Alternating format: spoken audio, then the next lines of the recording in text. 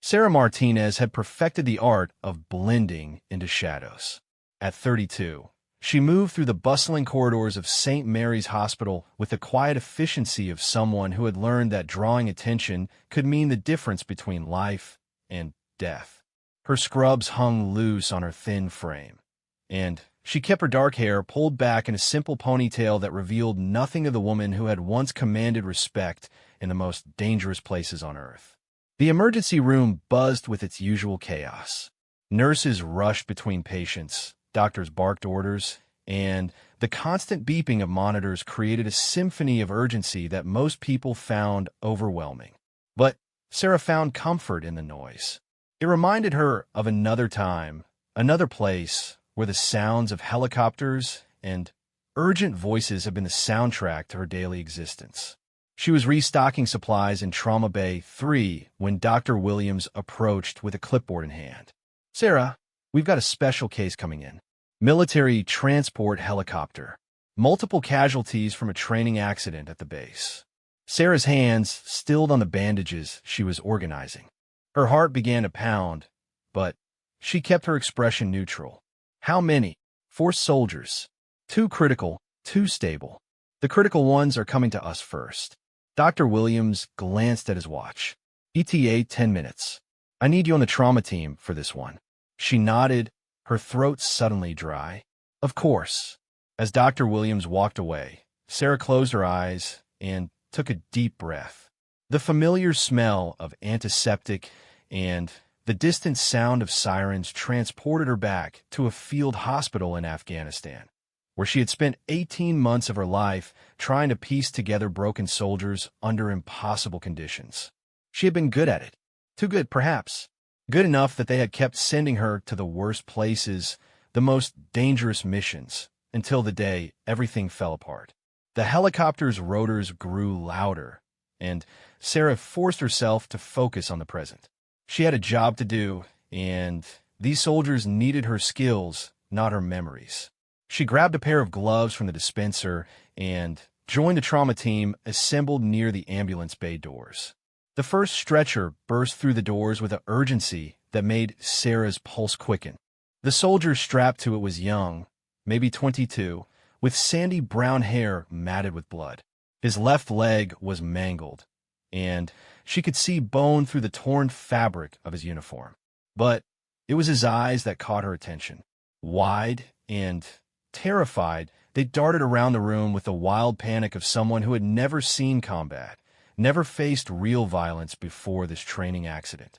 "Male, approximately 22 years old," the paramedic called out as they wheeled him into Trauma Bay 1. "Compound fracture of the left femur, possible internal bleeding, vitals stable but dropping." Sarah fell in a step beside the stretcher, her hands already moving to assess the injuries. Years of training kicked in, muscle memory taking over as she helped transfer the soldier to the hospital bed. But as she worked, she noticed something that made her blood run cold. The second stretcher was being wheeled in, and the medic pushing it wore the distinctive insignia of a Navy SEAL. Staff Sergeant Marcus Rodriguez, according to his name tape, was older than the first patient, probably in his early 30s. His dark eyes were alert despite the pain medication, and he was trying to sit up to check on his teammate. "Easy there, Sergeant," Dr. Williams said, pressing him back down. "Let's take care of your friend. You've got your own injuries to worry about." But Rodriguez wasn't looking at his teammate. He was looking at Sarah. His eyes had locked onto hers the moment he was wheeled through the door, and now he was staring at her with an intensity that made her want to disappear. There was recognition in those dark eyes, a familiarity that she had hoped never to see again.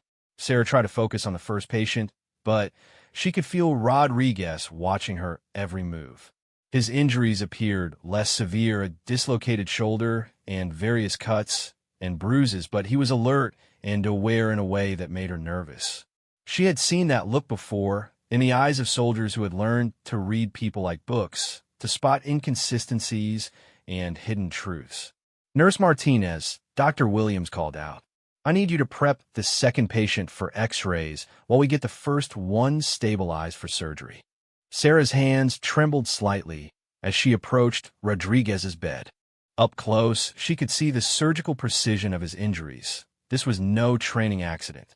The cuts on his arms were too clean, too deliberate. Someone had done this to him on purpose. But that wasn't what frightened her. What frightened her was the way he was studying her face, as if he was trying to solve a puzzle. "Have we met before?" Rodriguez asked quietly as she began checking his blood pressure. His voice was rough from pain, but there was an underlying gentleness that surprised her. "I don't think so," Sarah replied, not meeting his eyes. She focused on the monitor, watching the numbers that told her his vital signs were stronger than they had any right to be. "You sure? You look familiar. Really familiar." He winced as she adjusted his position to get a better angle for the X-ray machine. "What's your background?" "Before this, Sarah's throat tightened. "I've always been a nurse." It wasn't technically a lie. She'd been a nurse. A combat medic was a type of nurse in the most basic sense. But she could tell from the way Rodriguez's eyes narrowed that he wasn't buying her half-truth. The X-ray technician arrived, and Sarah stepped back to let him work. She tried to busy herself with other tasks, but she could feel Rodriguez's gaze following her around the trauma bay. When the technician finished and wheeled the machine away, Rodriguez caught her wrist gently as she walked past his bed. "I know you," he said softly. "I don't know from where, but I know you.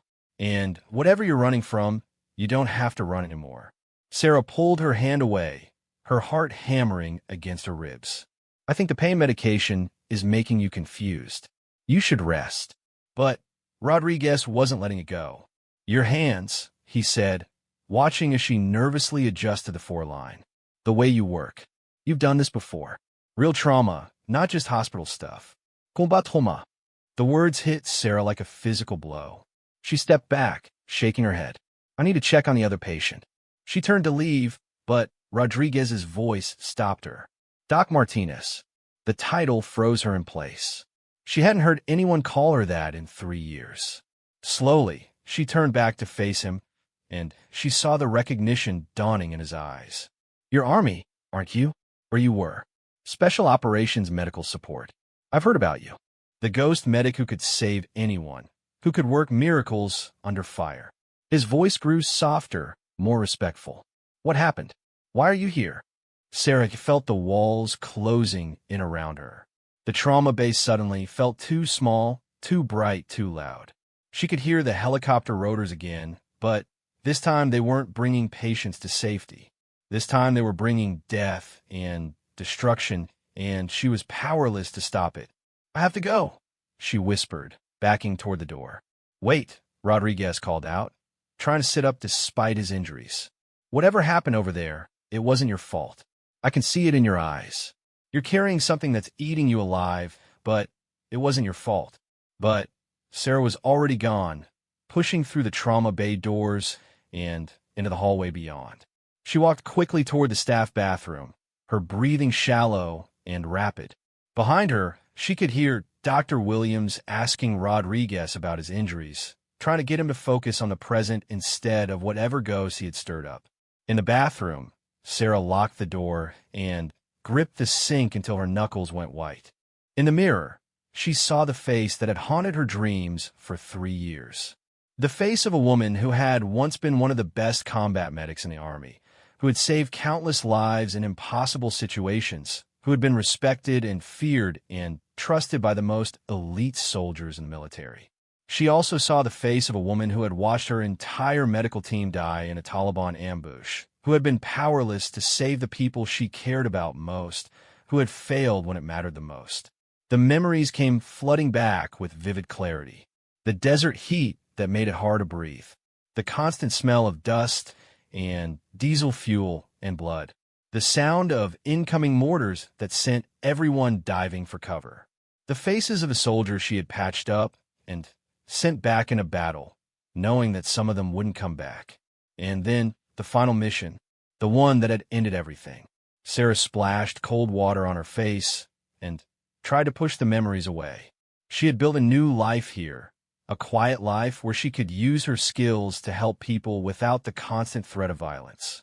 She had found peace in the routine of hospital work, in the knowledge that her patients would go home to their families instead of returning to a war zone.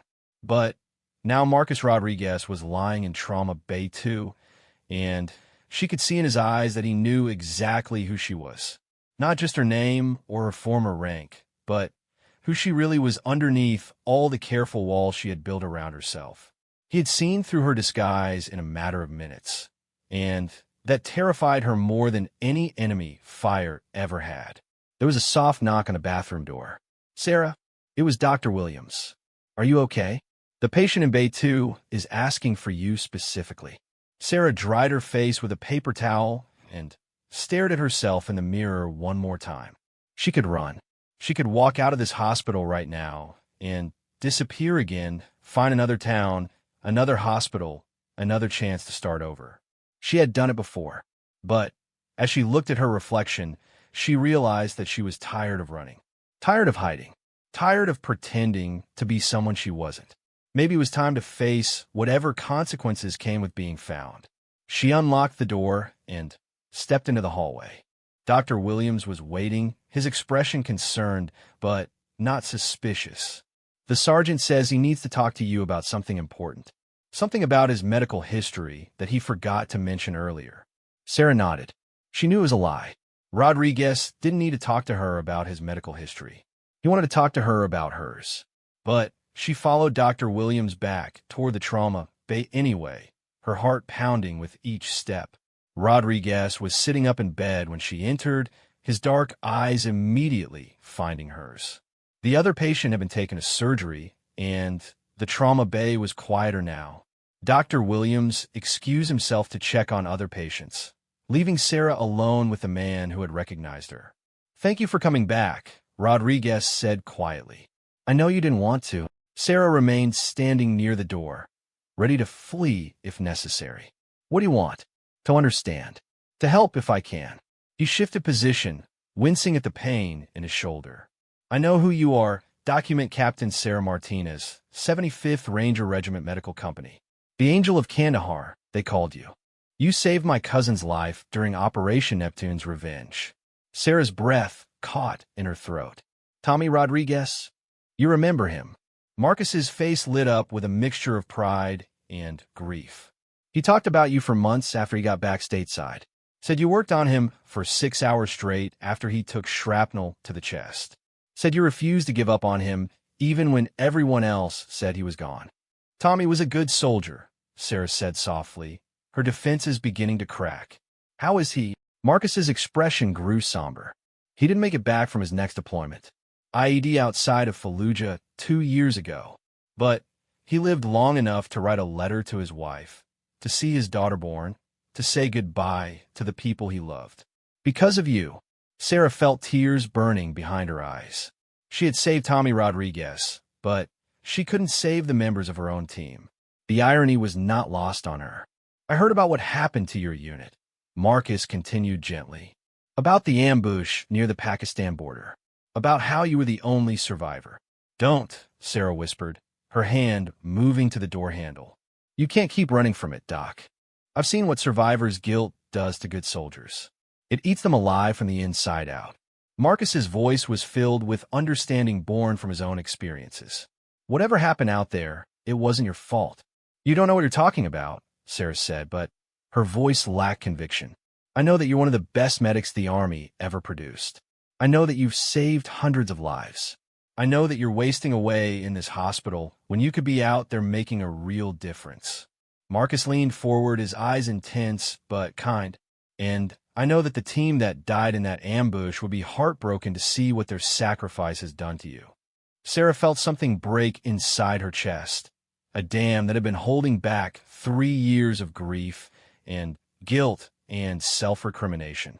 "They trusted me," she whispered. "They trusted me to keep them safe, and I failed them." "Did you fail them? Or did the mission fail you?" Marcus's voice was gentle but insistent. "Tell me what really happened out there, Doc. Tell me the truth you've been carrying around all this time." Sarah looked at this man she barely knew, this soldier who had recognized something in her that she had tried so hard to hide. For 3 years, she had kept the truth locked away, afraid that speaking it would make it real, would confirm that she was the failure she believed herself to be. But maybe Marcus was right. Maybe it was time to stop running. Sarah found herself sitting in the chair beside Marcus's hospital bed an hour later, her hands wrapped around a cup of coffee that had long since grown cold. Dr. Williams had cleared the trauma bay for cleaning, and the late evening shift had brought a temporary calm to the emergency room. It was just the two of them now, a former special operations medic and a Navy SEAL connected by the invisible threads of shared experience and mutual understanding. It started as a routine medical evacuation mission, Sarah began, her voice barely above a whisper. She stared at the institutional gray floor tiles as she spoke, unable to meet Marcus's eyes. We were stationed at Forward Operating Base Chapman, near the border between Afghanistan and Pakistan. My team consisted of 5 people, me, 2 other medics, a communication specialist, and our security escort. Marcus remained silent, understanding that this was not a story to be interrupted. He had heard pieces of it before, fragments passed down through military channels like a ghost story whispered around campfires. But he had never heard it from someone who had lived it. We got a call about a convoy that had hit an IED about 15 kilometers from the base. Multiple casualties, they said, critical injuries. The kind of situation where every minute counted. Sarah's hands tightened around the coffee cup. I should have known something was wrong. The coordinates they gave us were in a sector that had been quiet for weeks. Too quiet. She paused, and Marcus could see her gathering the courage to continue. Outside the trauma bay, the sound of the hospital continued their familiar rhythm. But inside this small space, they might as well have been back in the mountains of Afghanistan. My team was good, really good. Jenkins was the best communications guy I'd ever worked with. He could get a signal through in the worst conditions, always kept us connected to base. Carter and Williams were medics with steady hands and quick minds. They could work miracles with limited supplies. And Torres. Sarah's voice cracked slightly. Torres was our guardian angel. Special Forces, 3 tours of duty. He made us all feel invincible. Marcus recognized the tone in her voice, the way she spoke about her team. It was the same way he talked about his SEAL brothers, with a mixture of respect, love, and devastating loss. We loaded up in 2 Humvees and headed out. The convoy was supposed to be about 20 minutes away, but when we got to the coordinates, there was nothing there. No convoy, no casualties, no wreckage. Just empty road. Sarah finally looked up at Marcus, and he could see the pain in her eyes. That's when we realized it was a trap. The ambush had been perfectly planned. Sarah described how the Taliban fighters had positioned themselves in the rocky hills on both sides of the narrow road, creating a kill zone with no escape routes. The first RPG had taken out the lead Humvee instantly, killing Torres and the driver before they had a chance to react. I was in the second vehicle with Jenkins and Carter, Sarah continued. The explosion threw us off the road and down an embankment. When I came to, my ears were ringing and I could taste blood. But I could hear gunfire, lots of it, coming from all directions. Marcus could picture the scene clearly. He had been in similar situations, trapped in hostile territory with limited ammunition and no clear path to safety. The key to survival was staying calm, making quick decisions, and trusting your training. But sometimes even the best training wasn't enough. Jenkins was unconscious, bleeding from a head wound. Carter had a piece of shrapnel in his chest, but he was alert and trying to return fire. Williams was in the other Humvee with Torres, but I couldn't see them from where we were. Sarah's voice became mechanical, detached, as if she was reading from a mission report. My first priority was to stabilize my teammates and establish communication with base. But our radio was destroyed in the crash. What followed was 3 hours of hell. Sarah described how she had worked frantically to keep her teammates alive while enemy fire rained down around them. She had used every piece of medical equipment in their kit, improvising tourniquets and pressure bandages while Carter provided covering fire with their one working rifle. I managed to stabilize Jenkins, but Carter was getting worse. The shrapnel had nicked his lung, and he was having trouble breathing. I needed to get him to proper medical facilities, but we were pinned down. Every time one of us tried to move, the enemy fire would intensify. Marcus listened intently, his respect for Sarah growing with every detail. He had worked with combat medics before, and he knew how difficult it was to provide medical care under fire. The fact that she had kept her teammates alive for 3 hours in those conditions spoke to her exceptional skill and courage. "That's when I made the decision that haunts me every day," Sarah said, her voice barely audible. "I decided to try to reach Williams and check on Torres. I thought if I could get to their Humvee, maybe I could find a working radio or at least assess their condition. I told Carter to keep pressure on his wound and stay put." She had crawled across 50 yards of open ground under heavy fire, using every bit of cover available. When she finally reached the overturned Humvee, she found Williams trapped underneath the vehicle, barely conscious and bleeding internally. Torres was already dead. Williams was dying, and I knew it. But he kept asking about the others, about whether they were okay. I lied to him. I told him everyone was fine, that help was on the way. I held his hand while he died, and the last thing he said was how proud he was to serve with us. Marcus felt a tightness in his chest. He had lost teammates before, had held dying friends in his arms while promising them everything would be okay. It was a special kind of pain that never really went away. By the time I got back to Carter and Jenkins, the situation had deteriorated. Carter had passed out from blood loss, and Jenkins was barely conscious. I was running out of medical supplies, and the enemy fire was getting more accurate. They were closing in. That's when Sarah had made the choice that would define the rest of her life. With no working radio and no hope of rescue, she had decided to try to carry her teammates to safety one at a time. It was an impossible task, but it was the only option she had. I started with Carter because his injuries were most critical. I made a stretcher out of rifle straps and started dragging him toward a ridge line about 100 yards away. I thought if I could get him to higher ground, maybe I could signal for help. Sarah's hands were shaking now, and Marcus wanted to reach out and comfort her, but he sensed she needed to finish the story. The journey to the ridge line had taken her an hour, crawling and dragging Carter's unconscious form while bullets whizzed overhead. When she finally reached the high ground, she discovered that her teammate had died somewhere along the way. She had been dragging a corpse for the last 20 yards. I went back for Jenkins, but when I got there, he was gone too. I had been too slow, too careful, too worried about getting shot to move fast enough. If I had tried to carry them both at once, if I had taken more risks, if I had been braver. Sarah's voice broke completely.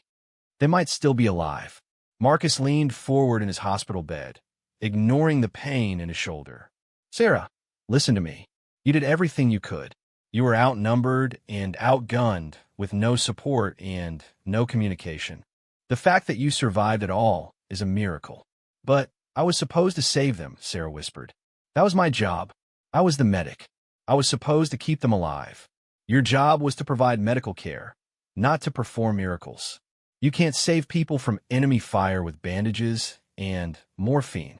Marcus's voice was firm but gentle. "How did you finally get out?" Sarah wiped her eyes with the back of her hand.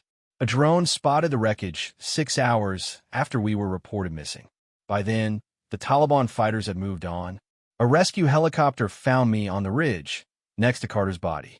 I had been there for 3 hours, trying to revive him even though I knew he was dead. The aftermath had been almost as traumatic as the ambush itself." Sarah described the debriefings, the investigations, the medal ceremony where they honored her for her heroism. She had been awarded the Bronze Star with Valor, but she felt like a fraud accepting it. Everyone said I was a hero for surviving, for staying with my teammates until the end. But I knew the truth. I knew that better medics, braver medics, would have found a way to save them. I was just the one who was too selfish to die with them. Marcus was quiet for a long moment, processing everything she had told him. Finally, he spoke, his voice filled with the authority of someone who had faced similar situations. "You want to know what I think really happened out there?" Sarah looked at him warily. "What?" I think you were set up. That fake distress call, the perfect ambush position, the timing of everything. Someone wanted your team dead, and they used your dedication against you. They knew you would respond to a medical emergency, no matter how dangerous the situation. Sarah frowned. What are you saying? I'm saying that mission was compromised from the beginning. Someone leaked your location, your route, maybe even your team composition. You weren't killed because you were lucky. You were spared because whoever set you up wanted a witness to survive. The possibility had never occurred to Sarah. She had been so focused on her own perceived failures that she had never considered the larger context of the mission. But why would someone want my team dead? I don't know, but I know people who might. People who investigate that kind of thing, who dig into military operations that went wrong. Marcus's expression grew serious. Have you ever talked to anyone about this? I mean, really talked, not just the official debriefings. Sarah shook her head. I left the Army 6 months after the ambush. I couldn't handle being around other soldiers, other medics. Every time I saw someone in uniform, I remember my team. I remembered how I failed them. You didn't fail them, Sarah. Someone else did. And whoever it was, they've been letting you carry the blame for 3 years. Marcus tried to sit up straighter, his mind racing with possibilities. There are people who need to hear this story, people who can investigate what really happened. But Sarah was already shaking her head.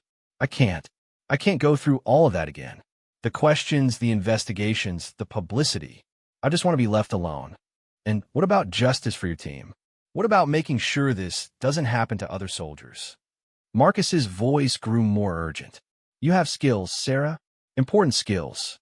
Skills that could save lives if you weren't hiding in this hospital feeling sorry for yourself. The words stung, and Sarah stood up abruptly. You don't understand. You don't know what it's like to watch people die because you weren't good enough to save them. You're right. I don't understand that specifically. But I didn't know what it's like to lose people you care about. I know what it's like to second-guess every decision, to wonder if you could have done something different. Marcus's voice softened, and I know what it's like to waste years of your life punishing yourself for things that weren't your fault. Sarah turned to leave, but Marcus called her name one more time. My cousin Tommy, the one you saved, he had a daughter. She's 5 years old now, and she knows that her daddy lived long enough to meet her because of something a brave woman did in a desert on the other side of the world. That little girl gets to have memories of her father because you refused to give up on him. Sarah stopped at the door, but didn't turn around. How many other Tommy Rodriguez's are out there right now, bleeding out in some godforsaken place, praying that someone like you will show up to save them? How many daughters and sons and wives and husbands are going to lose someone they love because the best combat medic in the Army is hiding behind a hospital badge, afraid to face her own demons? Sarah's shoulders sagged. She knew he was right, but the thought of returning to that world, of putting herself in situations where people depended on her to keep them alive, terrified her more than any enemy fire. I'll make you a deal, Marcus said, his voice gentle but determined. Stay in touch with me. Let me introduce you to some people I know, people who can help you find out what really happened to your team. You don't have to commit to anything.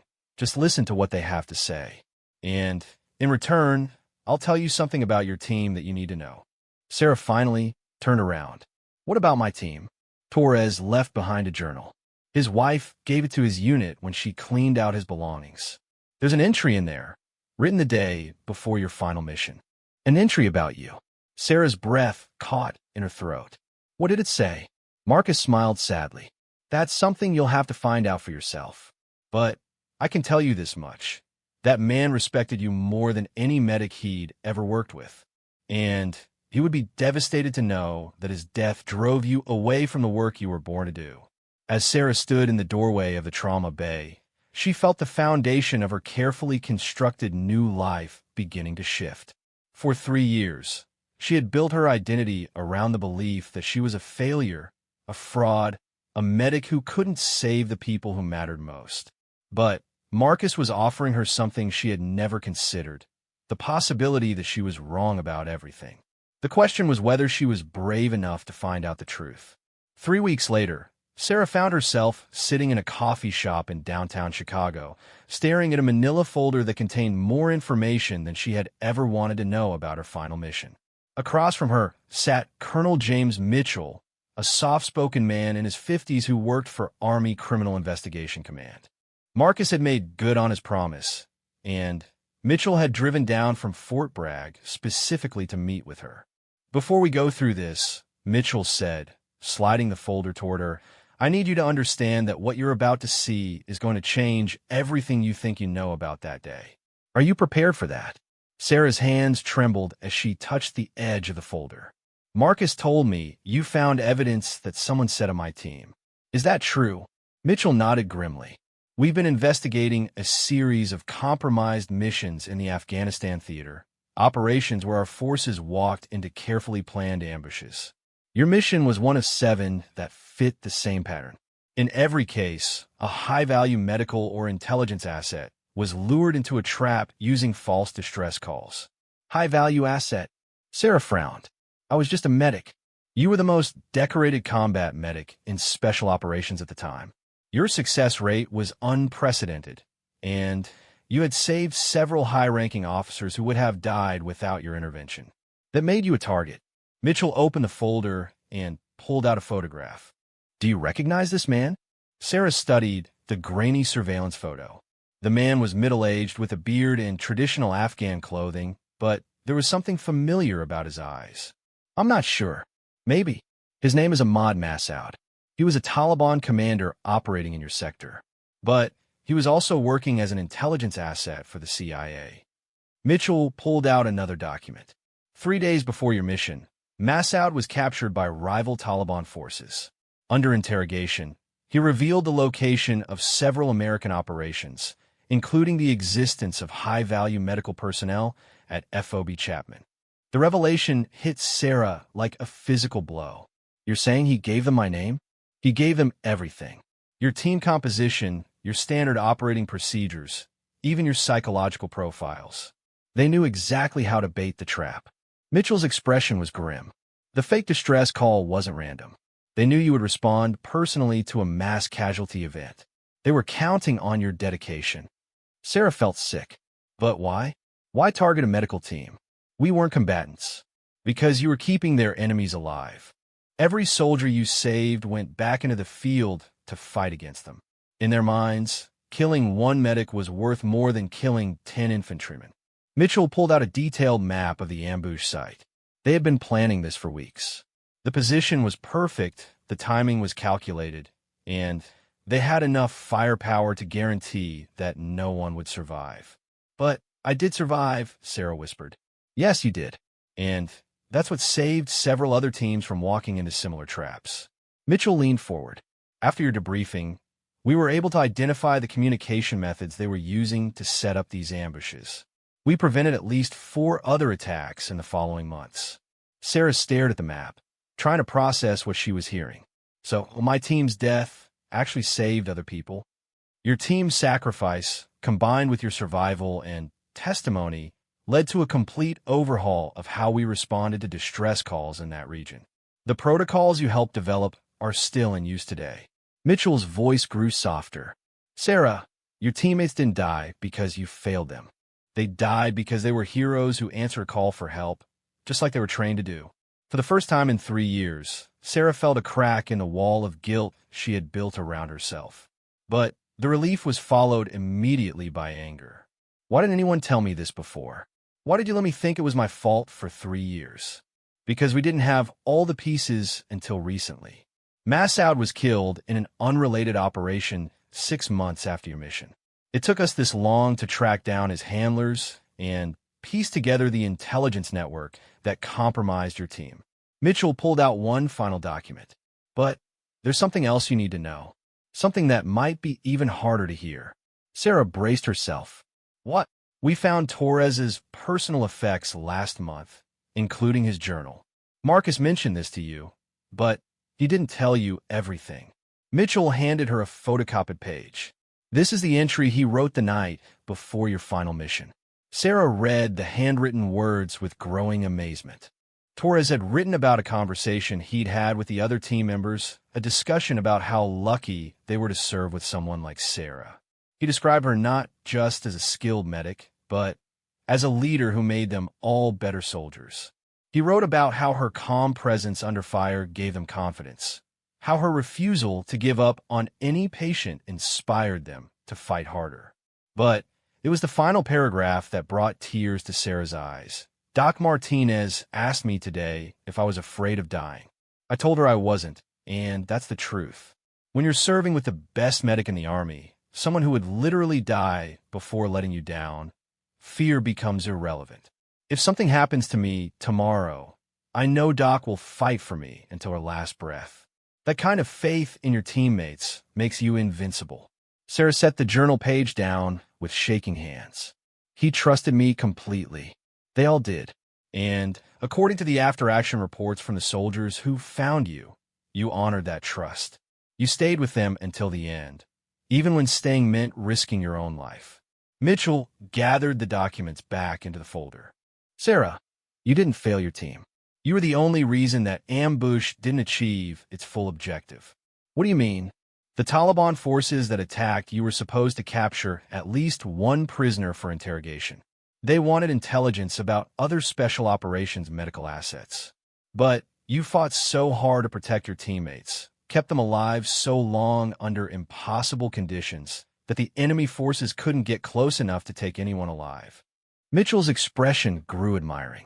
You turned a catastrophic intelligence loss into a tactical victory. Sarah sat in silence for several minutes, trying to reconcile this new information with the narrative she had carried for 3 years. Everything she had believed about that day, about her own performance, about her teammates' deaths, was wrong. I need to ask you something, she finally said. If you knew all this, why did you let me disappear? Why didn't you find me sooner? Mitchell sighed. Because we hoped you would find your way back on your own. Combat medics with your skills are incredibly rare, and, frankly, the Army needs you. But we also knew that forcing you back before you were ready would be counterproductive. He paused. Marcus Rodriguez has been advocating for you for months. He convinced us that you were ready to hear the truth. Marcus has been talking to you about me. He's been talking to everyone about you. He's made it his personal mission to get you back where you belong. Mitchell smiled slightly. He's been quite persistent. Sarah thought about the Navy SEAL who had recognized her that night in the trauma bay, who had seen through her carefully constructed disguise in a matter of minutes. She realized now that their meeting hadn't been random. The helicopter crash that brought him to my hospital, that wasn't really a training accident, was it? Mitchell's expression remained carefully neutral. I can neither confirm nor deny the specific circumstances that led to Sergeant Rodriguez's presence at your hospital. You set it up. You orchestrated that whole thing to get him into my emergency room. Sarah felt a mixture of anger and grudging respect. How long have you been watching me? Long enough to know that you've been wasting your talents in that hospital. Long enough to know that you're ready to come home. Mitchell leaned back in his chair.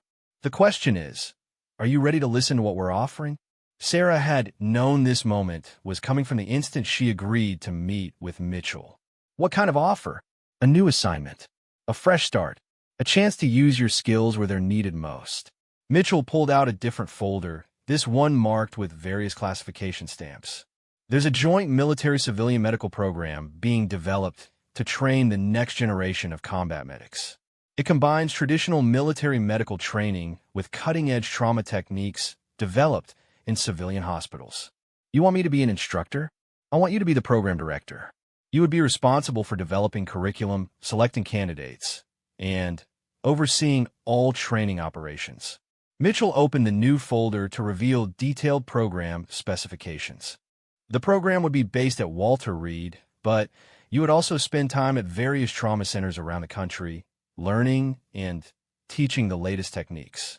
Sarah studied the documents, her medical mind immediately grasping the potential impact of such a program. This would save a lot of lives. Hundreds of lives, maybe thousands. The techniques you developed in Afghanistan, combined with what you've learned in civilian practice, could revolutionize combat medicine. Mitchell's voice grew more urgent. But we need someone with credibility to lead it. Someone the military respects, someone who has proven themselves under fire. Someone like me. There is no one else like you, Sarah. You're the only person who has the combat experience, the medical expertise, and the civilian hospital background to make this program successful. Mitchell closed the folder. But I need to know that you're ready for this. Ready to face the responsibility, the pressure, the possibility that the medics you train might not all come home. Sarah thought about Marcus Rodriguez lying in that hospital bed, his dark eyes filled with recognition and respect. She thought about Torres and his unshakable faith in her abilities. She thought about all the soldiers she had saved over the years and all the ones she might save in the future if she accepted this opportunity. But most of all, she thought about the conversation she'd had with Marcus the night before she met with Mitchell. He had called her from his base in Virginia, his voice filled with an excitement she hadn't heard since that first night in the trauma bay. "I've been thinking about something you said," he had told her, "about how you couldn't save the people who mattered most. But you're wrong about that. Document. You did save the people who mattered most." "What do you mean?" "You saved yourself. You survived that ambush, you carried the truth out of that killing field, and you made it possible for other soldiers to come home alive. That little girl I told you about, Tommy's daughter, she has a father's love because you refused to give up. And there are dozens of other families out there who are still whole because of choices you made under impossible circumstances." Now, sitting across from Colonel Mitchell in this quiet coffee shop, Sarah realized that Marcus had been right about more than just her past. He had been right about her future, too. She couldn't bring back Torres, Jenkins, Carter, and Williams, but she could honor their memory by using everything they had taught her to save other soldiers, other teammates, other families. "When would you need an answer?" she asked Mitchell. "The program is scheduled to launch in 6 months. We would need you to start immediately to have everything ready." Mitchell's expression grew hopeful. "But, Sarah, you should know that accepting this position means accepting everything that comes with it. The media attention, the responsibility, the possibility of losing people you care about. Are you prepared for that?" Sarah thought about the question for a long time. Was she prepared to step back into a world where life and death decisions were part of everyday routine? Was she ready to train other medics, knowing that some of them might face the same impossible situation she had faced? "I have one condition," she finally said. "What's that?" "I want Marcus Rodriguez assigned to the program as a tactical advisor. If I'm going to train medics to work with special operations teams, I need someone who understands how those teams operate." Mitchell smiled. "I think that can be arranged. In fact, Sergeant Rodriguez specifically requested assignment to this program when he heard you might be involved." Of course he had. Sarah found herself smiling for the first time in weeks. "Then yes, Colonel, I accept your offer." As they shook hands across the coffee shop table, Sarah felt something she hadn't experienced since before that final mission in Afghanistan. Hope. Not just for herself, but for all the soldiers who would benefit from the program she was about to create. She was finally ready to stop running from her past and start building something meaningful from the ashes of her greatest failure. The ghosts of her fallen teammates would always be with her, but now she understood that their presence was not a burden to carry, but a source of strength to draw upon.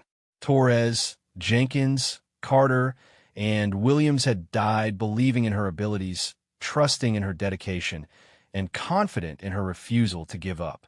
The best way to honor their memory was not to hide from the work they had died doing, but to ensure that their sacrifice would save other lives for generations to come.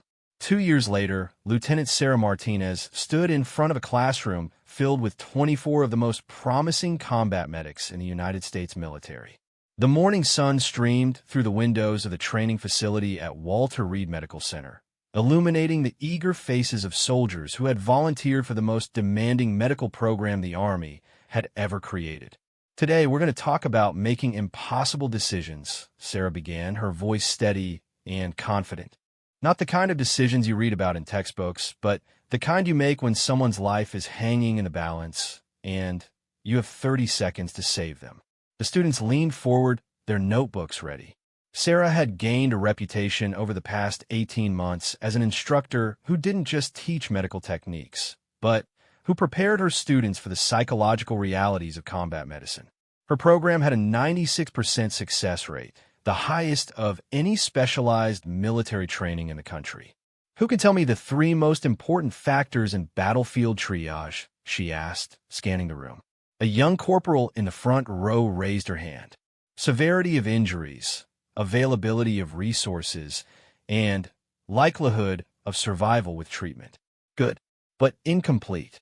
Sarah walked to the whiteboard and wrote 3 additional words: emotional attachment.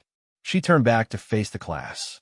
"The factor that textbooks don't mention is your personal connection to the patient.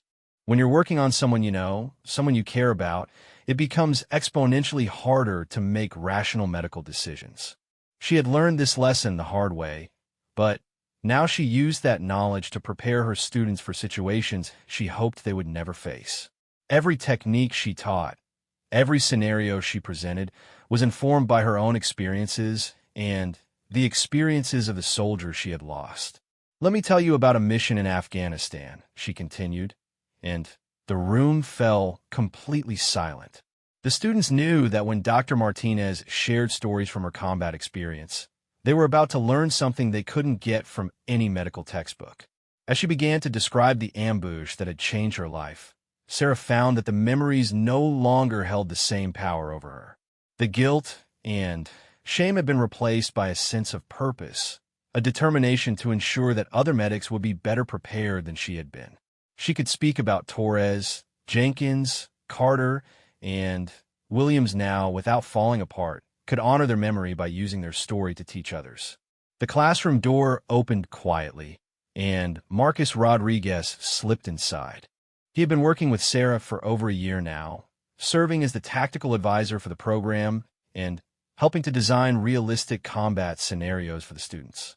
His presence in the room was both comforting and motivating, a reminder of how far she had come since that night in the hospital trauma bay. "The point of this story," Sarah concluded, "is not that I failed my team, but that I learned from an impossible situation.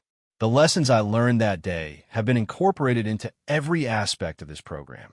The techniques you're learning here were developed specifically to address the challenges that real combat medics face in the field." A student in the back raised his hand. "Dr. Martinez, how do you deal with the emotional aftermath? How do you continue to function after losing people you try to save?" It was a question she had been asked hundreds of times, and her answer had evolved as she had worked through her own healing process. "You honor their memory by becoming better at what you do. You use their sacrifice to save other lives. And you never, ever let guilt prevent you from continuing the work they died believing in." After class, Sarah walked across the campus to the small office she maintained for administrative work. The walls were covered with certificates and commendations, but also with photos of her current students and letters from soldiers who had graduated from her program. Each letter was a testament to the impact her training was having in the field, stories of lives saved using techniques she had developed. Marcus was waiting for her in the office, sitting in the chair across from her desk with a serious expression on his face. "We need to talk." Sarah set down her briefcase and took a seat. "What's wrong?" "Nothing's wrong. Actually, everything's right." "Too right." Marcus pulled out a folder that looked familiar. "You've been selected for promotion to colonel. Congratulations." Sarah stared at the promotion orders in disbelief. She had been so focused on the program that she hadn't even thought about advancement opportunities. "Coronel, are you serious?" "Dead serious. And that's not all. They want to expand your program internationally. NATO is requesting American instructors to help develop similar programs in allied countries." Marcus's expression grew more serious. "But there's a catch." "What kind of catch?" "They want you to take a field assignment first. 6 months in Syria, working with a joint special operations medical team. They want you to test some of your new techniques in a real combat environment." Marcus paused. It would mean going back to active combat operations. Sarah felt her heart skip a beat. For 2 years, she had been preparing other people to face the dangers she had once faced herself. The idea of returning to active combat, of putting herself back in situations where split-second decisions could mean the difference between life and death, both terrified and exhilarated her. "What do you think?" she asked quietly. "I think you're the best combat medic I've ever known, and I think you're ready for this. But more importantly, I think you need this. You need to prove to yourself that you can go back to that world and come out whole." Marcus leaned forward. "Besides, you wouldn't be going alone. They've offered me a position on the same team." Sarah smiled despite her nervousness. "You arranged this, didn't you?" I may have suggested that the program would benefit from real-world validation. And I may have mentioned that the best way to test new techniques is to have their developer implement them personally. Marcus grinned.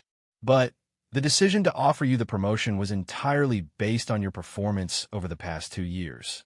Sarah thought about the students she had trained, the techniques she had developed, the lives that had been saved because of the program she had created. She thought about Torres's journal entry, about his absolute faith in her abilities, about the trust her entire team had placed in her. For the first time since their deaths, she felt worthy of that trust. "When do we leave?" she asked. Marcus's grin widened. 2 months. That give you time to prepare your staff to run the program while you're gone, and time for us to brush up on our tactical skills. Us. Did you think I was going to let you go back out there without proper backup? We're a team now, document. Where you go, I go." Marcus's expression grew more serious. "Besides, someone needs to watch your six while you're busy saving lives." Over the following weeks, Sarah threw herself into preparation for the deployment with an intensity that reminded her of her early days in special operations. She worked with Marcus to develop new protocols specifically for the urban combat environment they would be facing. She studied intelligence reports about medical challenges in the Syrian theater. She even returned to physical training, rebuilding the stamina and strength she would need for extended operations. But the most important preparation was psychological. Sarah met regularly with a military psychologist who specialized in helping soldiers return to combat after traumatic experiences. Through these sessions, she came to understand that her fear wasn't about facing danger again, but about the possibility of losing another team. "The difference now," the psychologist explained, "is that you're not the same person who walked into that ambush 3 years ago. You have more knowledge, more experience, and, most importantly, more perspective. You understand now that sometimes good soldiers die despite everything you do to save them, and that doesn't make you a failure." Sarah also spent time reviewing the after-action reports from missions where her former students had served. The reports were overwhelmingly positive, filled with accounts of medics who had successfully applied her techniques in combat situations. Reading these reports gave her confidence that her training methods were sound, that the program she had created was actually making a difference. The night before her deployment, Sarah stood in the memorial garden at Walter Reed, looking at the stone marker that honored military medical personnel who had died in service. Among the names carved into the black granite were Torres, Jenkins, Carter, and Williams. She had fought to get their names added to the memorial, arguing that they deserved to be remembered alongside all the other medical heroes who had given their lives to save others. "I'm going back," she said quietly to the stone. "Not because I have to, but because I want to. Because you taught me that this work is bigger than any one person, bigger than fear or guilt or regret." She touched Torres's name gently. "I promise I'll bring them home. All of them." Marcus appeared beside her, carrying 2 cups of coffee. "Nervous, terrified," Sarah admitted, "but also excited. For the first time in years, I feel like I'm exactly where I'm supposed to be. Your team is lucky to have you. They just don't know it yet." Marcus handed her one of the cups. "You've trained dozens of medics who are out there right now, saving lives because of what you taught them. This deployment is just an extension of that work." Sarah nodded, but her attention was drawn to a young woman approaching the memorial. The woman was in civilian clothes, but Sarah recognized her immediately from the photographs Marcus had shown her. It was Maria Rodriguez, Tommy's widow, holding the hand of a little girl who looked exactly like her father. "Dr. Martinez?" Maria asked hesitantly. "I'm Maya Rodriguez. This is Sophia, Tommy's daughter. Sarah knelt down to Sophia's level. The little girl was 5 years old now, with dark eyes that reminded Sarah painfully of her father's. Sophia, your daddy was a very brave soldier. Mommy says you saved Daddy's life, so he could meet me, Sophia said with the directness that only children possess. Sarah felt tears threatening, but they were good tears this time. Your daddy saved himself by being strong and brave. I just help a little bit. Are you going to help more soldiers like Daddy? Sarah looked up at Maria, who was watching the interaction with tears in her own eyes. Yes, sweetheart. I'm going to help as many soldiers as I can. Sophia reached into her small backpack and pulled out a folded piece of paper. I drew you a picture. It's you helping Daddy. Sarah unfolded the drawing to reveal a stick figure in military uniform standing next to a patient on a stretcher. In a child-scrawled handwriting, Sophia had written, "Thank you for saving my daddy. Love, Sophia Rodriguez." This is the most beautiful gift anyone has ever given me, Sarah said, her voice thick with emotion. I'm going to carry this with me wherever I go. As Maria and Sophia walked away hand in hand, Sarah felt a sense of completeness that she hadn't experienced since before the ambush. This was why she did this work. Not for the medals or the recognition or the promotion, but for little girls who got to grow up with fathers, for wives who didn't have to face the world alone, for families that remained whole, because someone was there to fight for them when they couldn't fight for themselves. The next morning, as Sarah boarded the transport plane that would take her back to a combat zone for the first time in 3 years, she carried with her everything she had learned about healing, about loss, about the delicate balance between saving others and saving yourself. She carried Torres's journal entry, folded carefully in her breast pocket. She carried Marcus's unwavering support and friendship. She carried the knowledge and skills she had developed through years of training and teaching. But most importantly, she carried Sophia's drawing and the reminder of what her work really meant. She was no longer the broken woman who had hidden in a hospital for 3 years, afraid of her own abilities and haunted by her perceived failures. She was Dr. Sarah Martinez, combat medic, instructor, leader, and guardian angel to soldiers who needed someone to fight for them when the world fell apart. As the plane lifted off, Sarah looked out the window at the landscape below and felt something she had thought she would never experience again. The quiet confidence that comes from knowing exactly who you are and what you were meant to do. She was going home, not to a place, but to a purpose. And for the first time since that terrible day in Afghanistan, she was no longer wounded and she was no longer silent. The room that had once fallen still when her past was uncovered was now filled with the voices of students she had trained, soldiers she had saved, and families she had kept whole. Her silence had been broken not by confrontation, but by healing. Her wounds had been transformed not into scars, but into wisdom. Sarah Martinez was finally ready to save the world, one soldier at a time.